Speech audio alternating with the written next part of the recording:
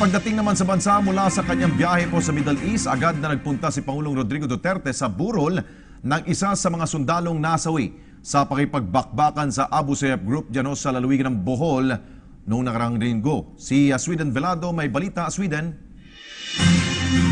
Alex, balik sa Pilipinas na kaninang alas 4 ng madaling araw si Pangulong Rodrigo Duterte matapos ang magkakasunod na bisita sa tatlong bansa sa gitnang silangan, ang Saudi Arabia, Bahrain at Qatar. Matapos magbigay ng arrival speech sa Ninoy Aquino International Airport hinggil sa kanyang naging pagbisita sa gitnang silangan, agad namang dumiretso ang Pangulo sa San Jose, Batangas upang magpaabot ng pakikiramay sa naulilang pamilya ni Second Lieutenant Estelito Saldua Jr. Isang Gold Cross Medal ang iginawad sa pumanaw na 23 anyos na sundalo. Habang nagbigay naman ng tulong pinansyal ang Pangulo at cellphone na may numero niya sa kaanak ni Saldua upang agad nila siyang matawagan kung may kailangan sila at may problemang hindi nila masolusyonan.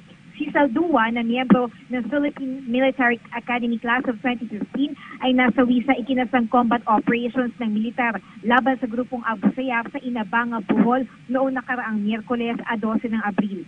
Sa nasabing operasyon, napatay naman ang leader ng Abu Sayyaf na si Muammar Askari alias Abu Rami. Samantala, Alex, ngayong araw din inaasahang tutulak pabalik ng Davao ang punong ehekutibo.